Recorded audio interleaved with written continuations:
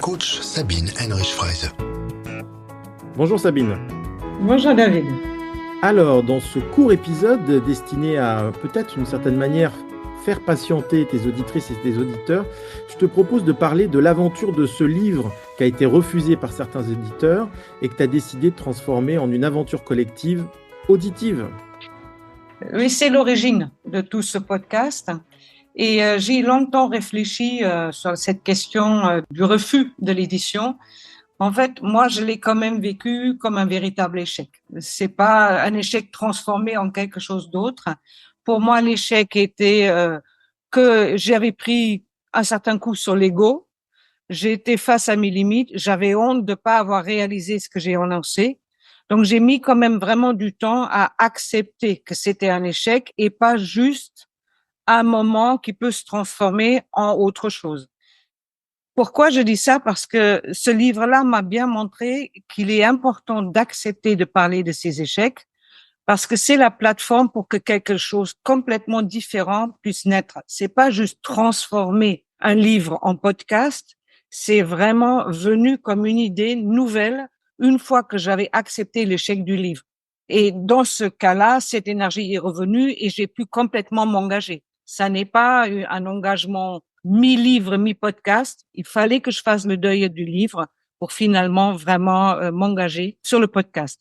Et c'est comme ça aussi j'accompagne. Je suis intéressée à ce qu'on puisse identifier ces échecs parce qu'ils apportent quelque chose, ils nous apprennent quelque chose. Et je trouve il manque un peu de noblesse pour l'échec.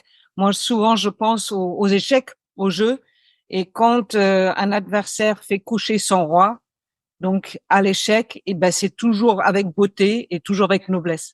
Et je crois que c'est ça aussi que j'ai appris avec l'échec de cette édition de ce livre. Donc, ce que j'entends, c'est que le refus initial de certains éditeurs, tu l'as vécu comme une forme de blessure et qu'il a fallu du temps pour accepter et faire ce deuil. Oui, je pense que le mot, il est bien choisi. C'est une blessure. Et je me suis aperçue que quand nous vivons un vrai échec, c'est toujours une blessure. C'est comme si on revient un peu à un moment de notre vie où tout ce qu'on voulait ne se réalise pas, où quelque part on doit accepter ses limites et ils sont montrés par les autres. Cette blessure-là, ça a pris du temps. J'ai pris un peu de temps pour en prendre soin. C'est pour ça la compassion de soi aide à ce moment-là que j'ai pu appliquer. Et maintenant, je suis ravie de faire cette série de podcasts.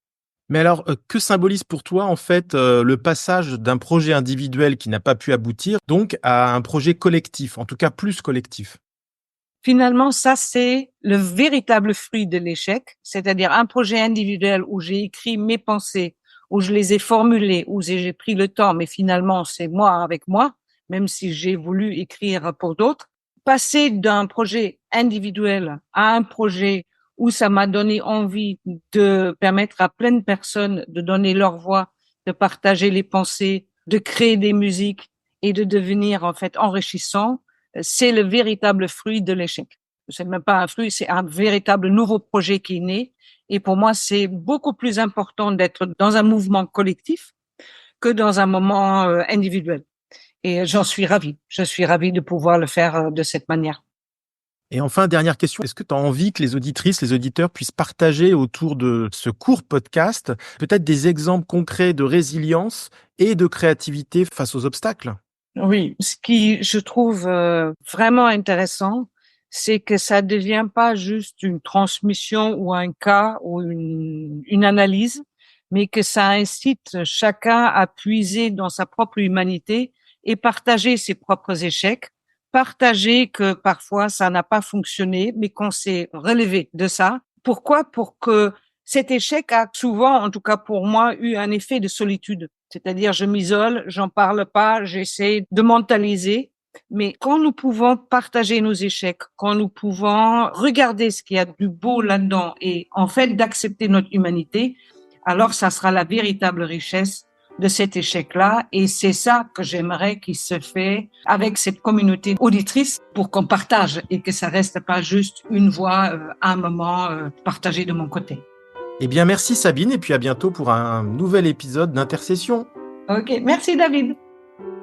Sabine & Co. rejoignit l'aventure Joy and Business autour de cette série de podcasts.